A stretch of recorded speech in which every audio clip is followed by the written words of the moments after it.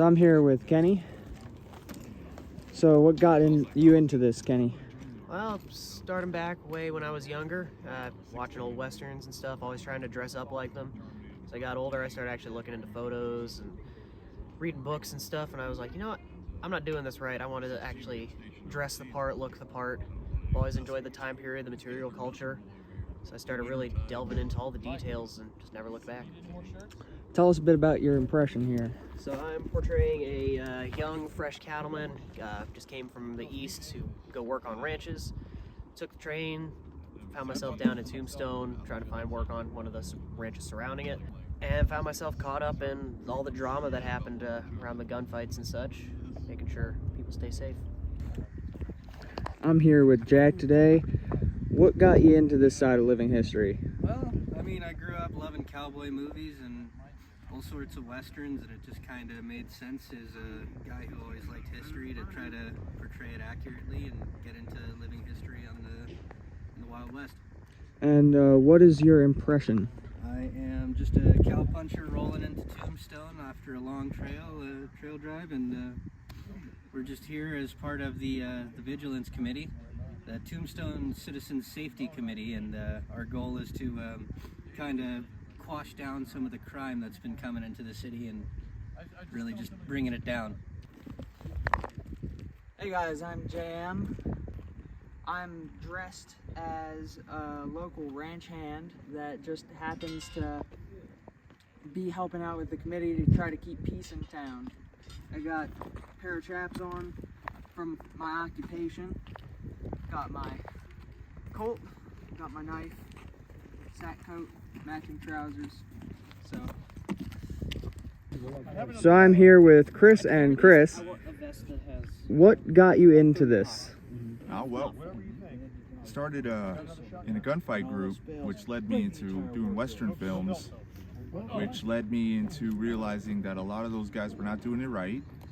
And one thing led to another, Facebook groups, and I met Justin Sheldon, who essentially took me under his wing, and I haven't looked back. Pretty similar story. I went to Goldfield Ghost Town for celebrating Valentine's Day with my wife. Saw the gunfight group, thought it was cool. Always loved the Old West, so I got involved. Thought I knew what I was doing and thought they were steering me right, but found out that they weren't. But Facebook groups, JT, a couple other people helped me out, steered me the right way, and the authenticity bug bit me pretty hard, and that's all she wrote. It starts as a hobby and it becomes a disease. Yeah. So what are your impressions? I am a livery stable owner today. Going to be in the show of Force of the Parade, of course. Carrying a long gun, but livery stable owner and shopkeep. Own a shop, so I'm a proprietor there as well, and a vested interest in the shop in town.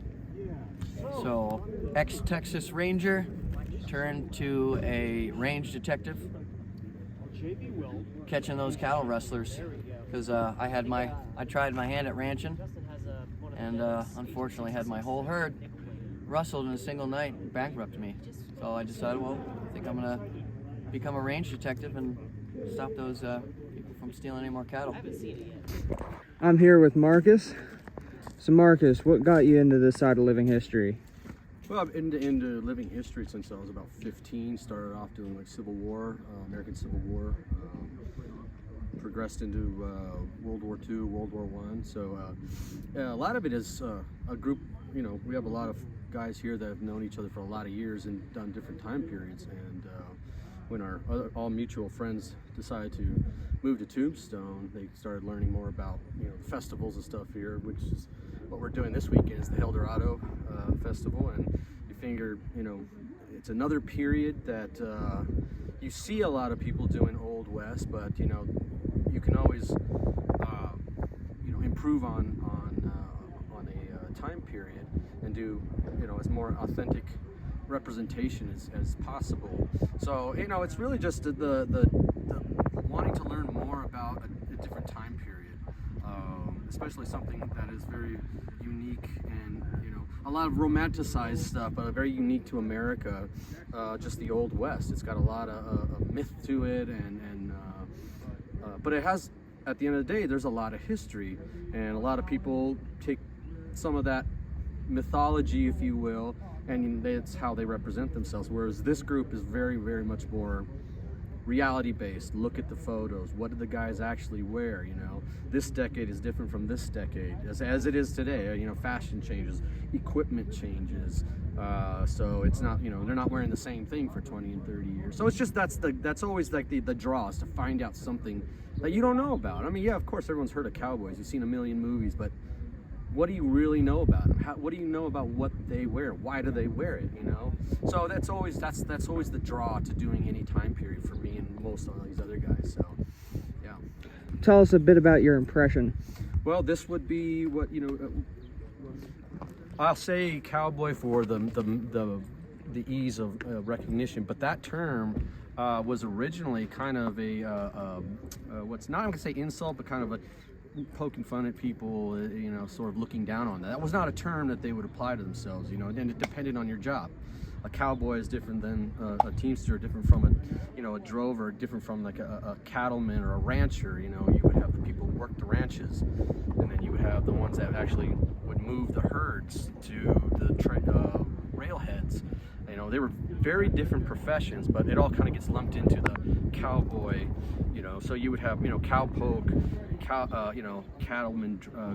There were more accurate terms at the time, and then over time that term sort of became what we all recognize today as that. But at the time, it really wasn't something that was something that you would call yourself. So, but for the ease of what we're talking about here, I would be out there, this is how you would appear, driving cattle from point A to point B.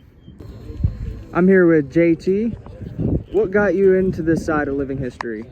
So I'm originally from Dodge City, Kansas, and I grew up loving the history of the cattle drive industry and the history of cowboys. Cowboy culture was in our blood in my hometown. I grew up right by Boot Hill Museum watching the gunfight shows, gunfight reenactments. And as soon as I was old enough, I became a Boot Hill Museum gunfighter, and I did that for 11 years. And ever since then, I've always been trying to play cowboy, and I've been trying to get it right for many, many years now.